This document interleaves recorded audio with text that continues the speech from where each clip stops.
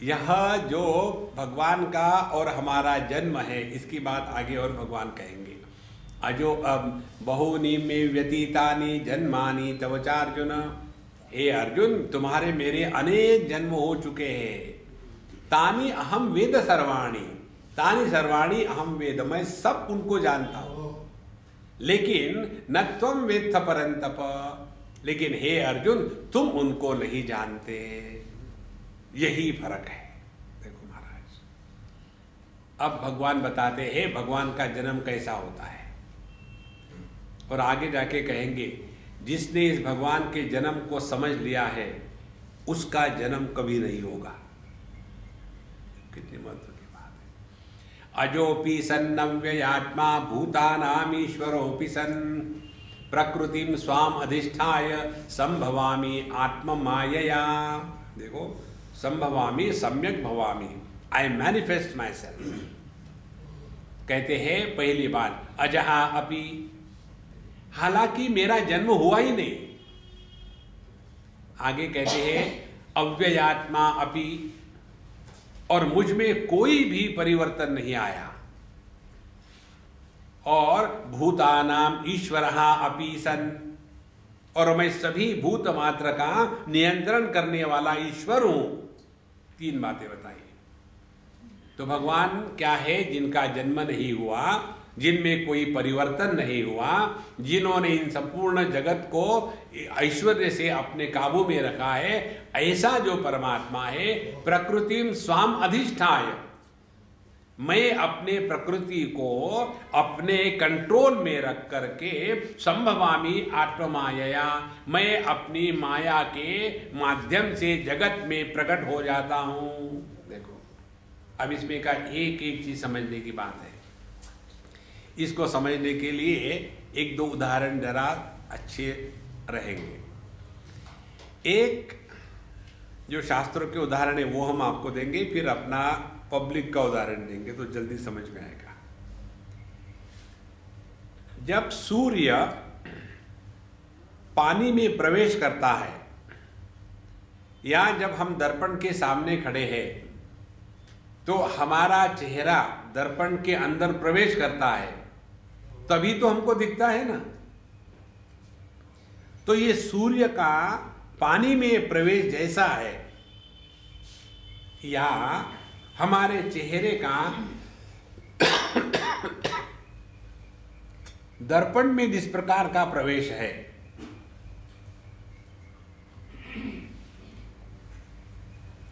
उसी प्रकार से परमात्मा का इस प्रकृति में प्रवेश है। पहली बात।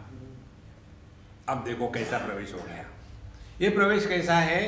बिना प्रवेश किए प्रवेश है।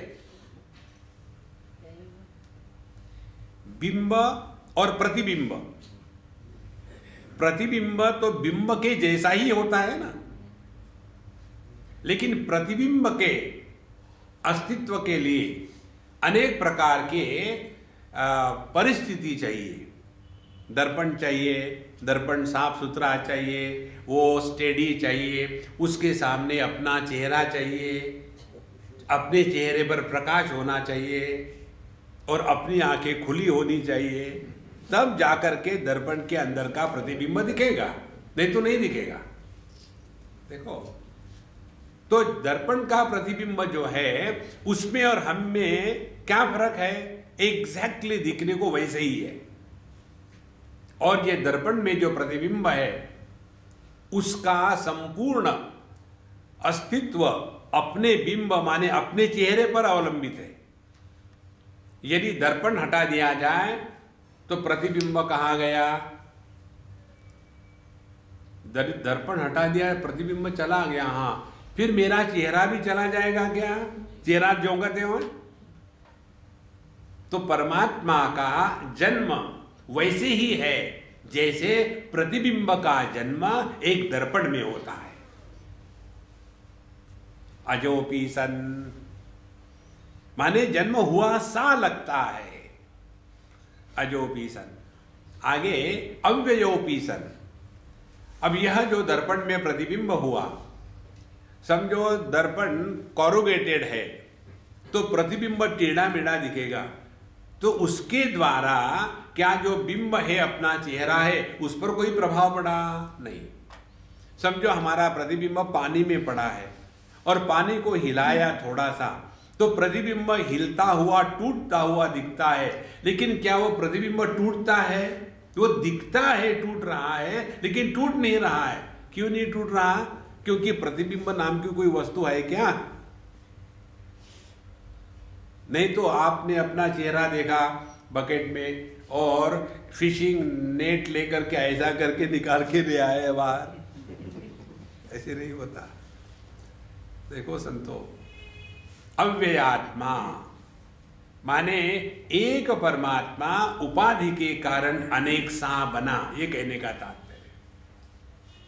देखो समझो एक उदाहरण, ये एक्सपेरिमेंट करके देखो घर जाने के बाद। एक बड़ी परात ले लो और परात में 3 कटोरियां रखो और 3 कटोरियों में थोड़ा थोड़ा पानी रखो, ऊपर में बल्ब या बल्ब के नीचे उसको रखो, तो आपको क्या दिखेगा? 3 कटोरी में 3 प्रतिबिंब दिखेंगे। तो एक जो बल्ब था उसके 3 बन गए, एक कटोरी और थोड़ी पानी की रख दो तो 4 बन गए। तो 4 बनने के कारण उसका प्रभाव वो बल्ब पर पड़ेगा क्या? फिर एक कटोरी और रख दो, 5 बन गए, उसका कोई प्रभाव पड़ेगा? नहीं। अब ध्यान से सुनो, अब किसी भी एक कटोरी में आप पानी डालते जाओ डालते जाओ डालते जाओ, इतना पानी डालो कि उस पानी के नीचे सभी कटोरियां डूब जाए। जब सब कटोरियां डूब जाएगी और ये केवल एक ही पानी का सरफेस रहेगा, उस समय देखो आप कितने प्रतिबिंब है? तो केवल एक प्रतिबिंब रहेगा। तो सवाल ये है, क्या ये जो 5 प्रतिबिंब थे वो जोड़ करके एक बन गए? देखो संतो, अव्ययात्मा ऐसे भासता है कि इसमें बदल हो रहा है, लेकिन नहीं बदल हो रहा है। अजोपि सन अव्ययात्मा सन भूतानाम ईश्वरोपि सन, सभी का जो नियंत्रण करने वाला है।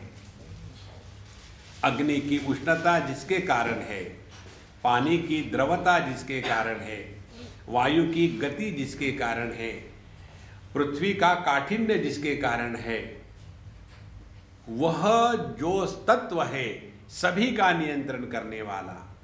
अजोपि सन नव्यात्मा भूतानाम ईश्वरोपि सन प्रकृति स्वाम अधिष्ठाय। अब देखो, आपको भगवान के दर्शन अभी कराते हैं। आप बैठे खाने के लिए और आपकी पसंद की वस्तु आई कचौरी, और डॉक्टर ने मना किया है अब आप ये तला हुआ खाना बंद कर दो। अब सामने कचौरी आई, प्रसाद है, प्रसादी को कैसे ना कहे।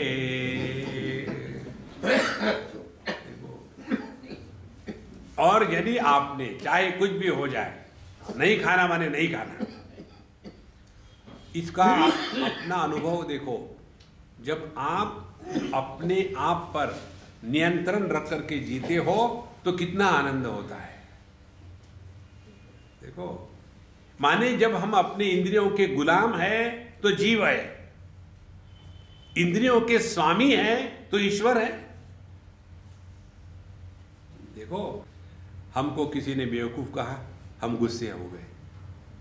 सच किसको अच्छा लगता है?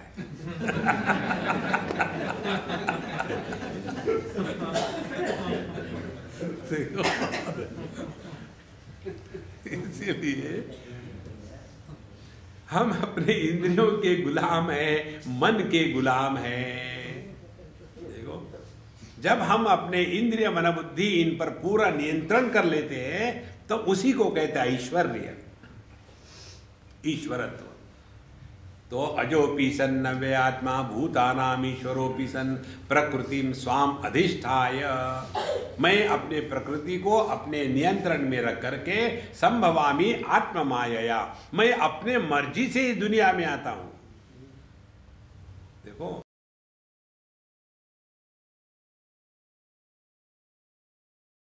Initially we are unable to focus our mind because the mind is never trained. Be very attentive. Mind can survive on two diets. One diet is names and second diet is forms.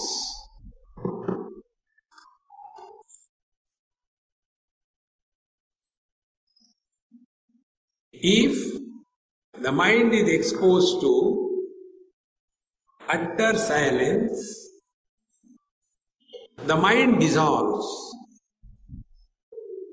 So mind requires the names and forms.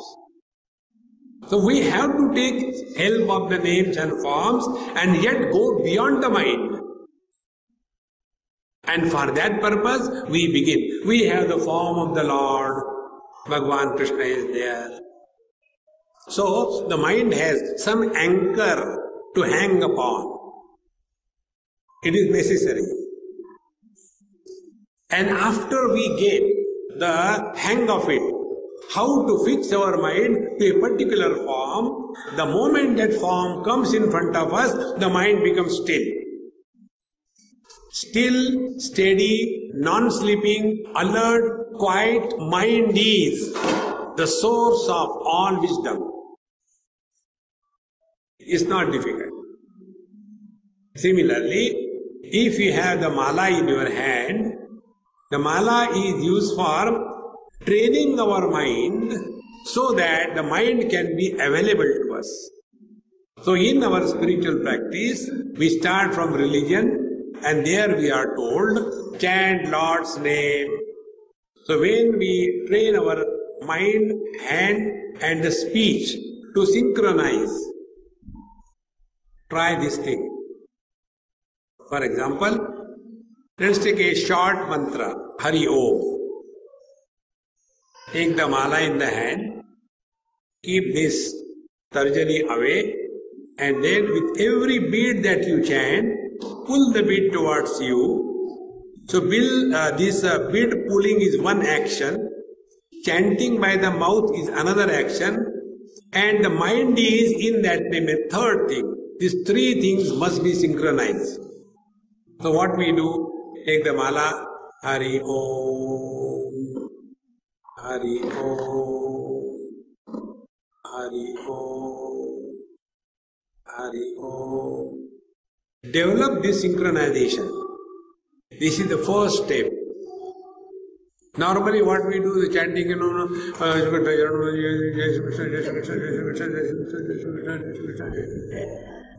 it's a cartoon of japa. It's not japa. See? And if you are a smart Gujarati, you will make an abbreviation, the text message of the japa. JSK, JSK, JSK, JSK, JSK. Jai Sri Krishna. Instead of that, try this. What I am telling you, I have done it. Thereafter I am telling you.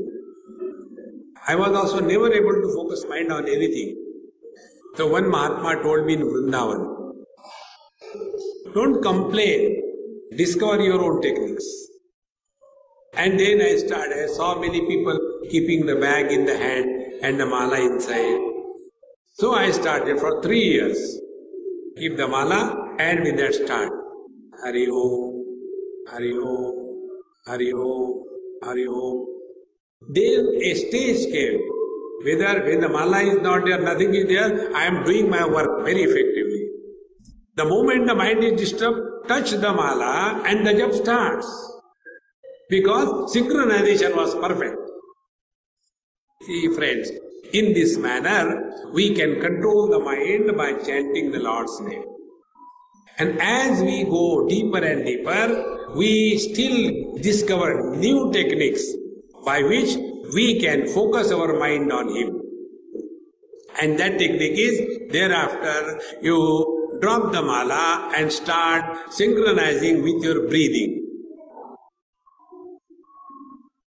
When you breathe in, Hari. When you breathe out, Om. Hari. Om. Our mind is very smart. Finds excuse why I am not chanting Lord's name. Because I have forgotten my mala.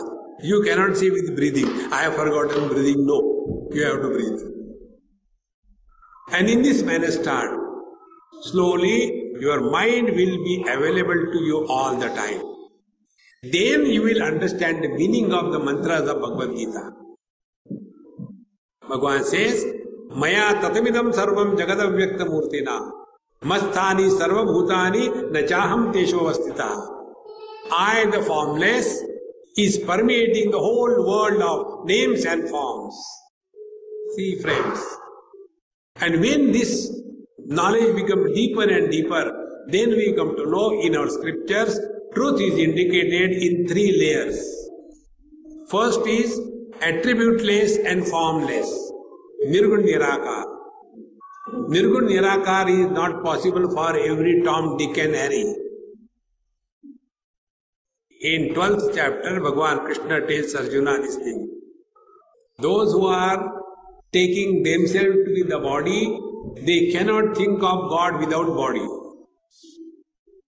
And therefore, for us, it is necessary that we have an altar at our home, puja, do every day. It helps a lot, friends.